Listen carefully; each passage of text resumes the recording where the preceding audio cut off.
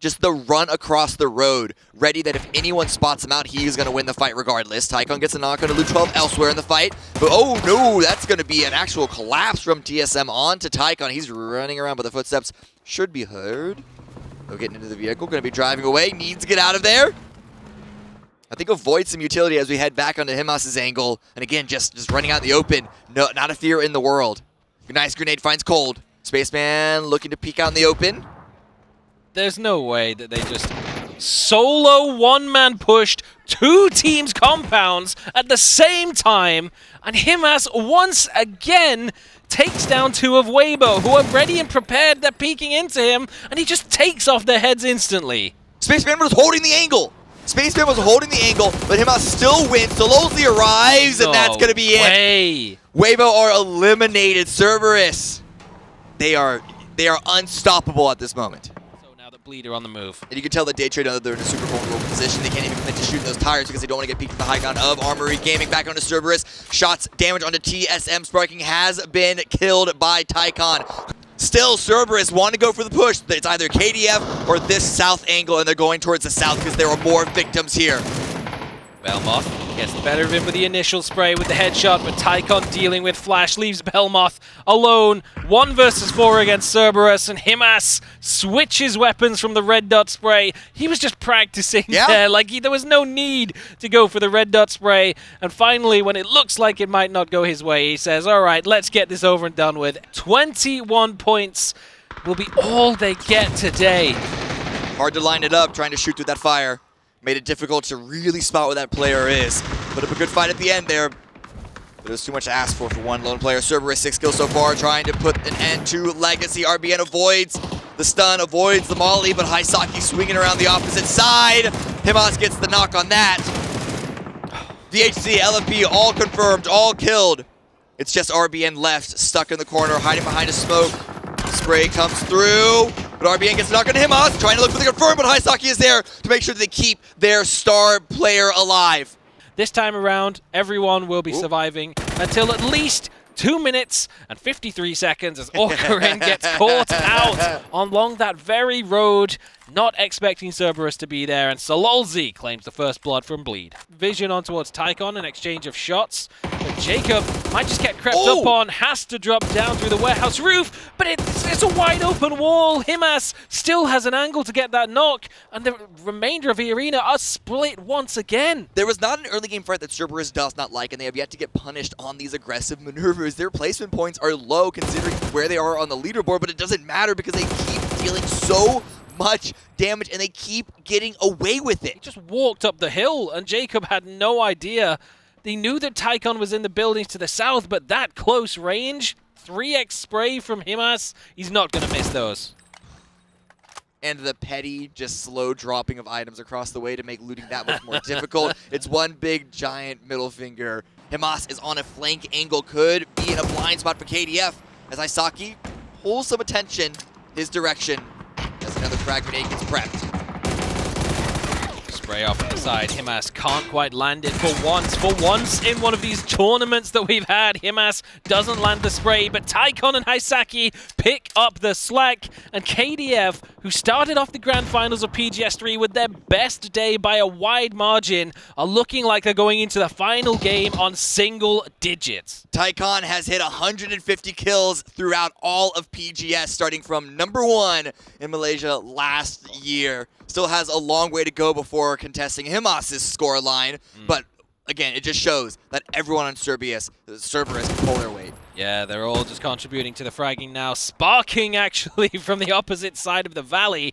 The zone, once again, doing them no favors, going to force them fight to move to the north, but not before Himass gets the drop on Happy and a headshot to sit him down. Trick with a trade. A really good answer back. Puts it into a 2 versus 2 in this fight. Wait, were those mortars in the air? I saw some sort of stream out, but it might just be some blue zone grenades looking to confirm Himass.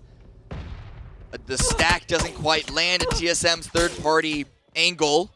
Looking to deal some extra damage to Bleed, but great grenades coming out. It's Taikonn left standing. HaiSaki Bleed on the ground. Himass has been confirmed. This is what happens when they don't have the position in zone. It's a send. Puts it to a 1 versus 1. Health advantage for Chimoy. But Taikonn is not going to go down easy. Could still commit to the res, but now Chimoy's pushing up on the ridge line. Taikonn peeking, but Bleed come out on top. Cerberus are eliminated, but Bleed are limping into the zone. They are, dare I say, bleeding.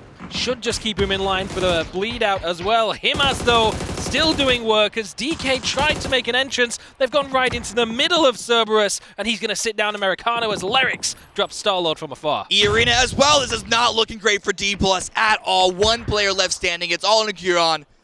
And Cerberus is pushing forward. Himass is confirming all of these kills. Sololzy has been knocked. We'll see if E-Arena now keep their attention put onto Cerberus as D+ has gone down, eliminated in 15th place. Revives, it's not looking like it will be, and it might just be all that TSM get to do in this game. There's no way they're making it up this hill through GNL and Legacy, who are currently getting dominated by Cerberus once again from the high ground above. 5 kills, all 4 left standing. They are ready to fight, they are ready to party, they are ready to frag on. Now the shot from HaiSaki, looking at the second, can't quite get the full spray down onto VHZ. Swaps to the Mark 12, that's going to be it. Yep. Cerberus annihilate Legacy, out in 12th place, 8 kills for them. They are ready to keep dominating Shanghai. One notable exception to the Observer's little circles is Bleed on the west. They wrapped for so far, for so long to try and fight out, but they are landing the shots, but HaiSaki catches Kurt healing from behind, and Luke 12, there's nothing he can do to prevent it this time. And they're getting the revive. Himass was almost confirmed by Kurt, but now still 4 up, 10 kills, ready to keep on partying. E-Arena did get in front of them though. E-Arena and Latte. They really considered maybe looking for some sort of third party, but they weren't able to find anything. They're going to back away. Sololzy will sit down Nyong before he can disappear. And now Roy and Luke 12, the only solo threats that remain, just having a bit of a heal-off battle into the blue zone. Roy gets spotted behind a tree. Give them some eliminations. As the blue pushes in, Taikonn, last one up, Himass got down to Jacob. I mean, it's a huge point game for Cerberus no matter what. Right. But going down this early before any placement points, or rather just one right now, would be a bit of a loss for them. But he's not going down without a fight, though. He's got an extra placement point out of it, as well as that long-range spray. KDF. I mean, you can't go northeast. That's what the observers are showing. Valley Tai, Cerberus, and what remains of 4 AM just... They're going to be coming in from the east, and anywhere that Cerberus can spot is a huge threat range. Taikonn actually gets a knock on a Weibo Gaming. But of course, that's because it's Cold, who has been so separated from the rest of the squad. Second point for Cerberus on the board, and the shift centers up on Kurt and Sparking's position. Now we see Alo and Luke immediately grouping up with that one compound. Could have to defend from multiple crashes, as we see Armory also able to pick up a multi-drop if they want to stall out and waste time. And I do say waste because Howl are on the prowl on the north. We could see Legacy, but Daytrade on the south as well. There's a lot of teams. If I were a gambling man, I'd probably put money on TSM winning this game, but they're not going to have that many kills to go with it. There won't be anyone left by the time all of this aggressive pushing on the edge of the zone is coming out. Another grenade over the ridge from Americano. DK with the explosives have been so on point. Taikonn trying to hold it down. Lands a headshot, but doesn't get the knock. And this means Starlord could still start to get revived with the blue closing in. To the south, we'll see where Phase 6 goes. But Cerberus and D+ have actually separated themselves from each other. And it goes to the north again. 4 AM Bobo is still in the mix, ready to climb placement points. Sololzy, the rest of Cerberus, still standing. They've lost HaiSaki, but they're still in the fight. I don't understand how Cerberus keeps surviving in these situations. They pushed down the hill. There were so many teams that had vision on towards it. Himass making a push through, but Chewy is there to respond. That treacherous position, that valley paying off now for Pero as Cerberus have to try and make some sort of push, and they're going to get the trade. Sololzy out in the open there. Ixlep surely is going to find an angle to take him out, and this is the openness of this position that I was so aware of, but Taikonn and even Shen all chiming in, all getting eliminations, but Ixlep and being still left standing for Petrichor Road. Sololzy's gone down. This is why you said this position's so scary. There's hilltops on either side. Even if Cerberus comes down... Shots at range. I think E-Arena is getting involved here. Himass takes Ixlep down. Stolen by Zizzy. Not too happy about that, but Summer also gets confirmed. I think it is only Mean left, driving away, but where can you retreat to? How has that fallen apart? There's still 7 threats that lurk in front of them, and they simply have nowhere to go. Only 1 kill for 4 AM, 1 placement point now that we've hit 8 teams. And Taikonn looking towards the West, trying to find all of these angles, and there it is! Okay. Easy does it. Himass and Taikonn both chiming in for Angry Men, eliminated in 8th place. That's going to free up trying to deploy more smokes, but not just to the east, but also to the north. And here is the Cerberus send, taking some hay bales to try and block some lines of sight. Jacob runs out of ammo, gets knocked by Himass. Just has to be a send into a fight, and it just has to be Himass to get the opening knock. But Lerix is there to trade. The numbers steadily in the hands of E-Arena and chipping down away at Cerberus, but you got to finish them off. Someone's got to start killing them. Oh, they're trying! They're trying! He's got no bullets. Running out of ammunition. Smoke's coming out, stuns coming out as well. The smokes would be a good wall to block the center of the zone, blocking from D+, blocking from...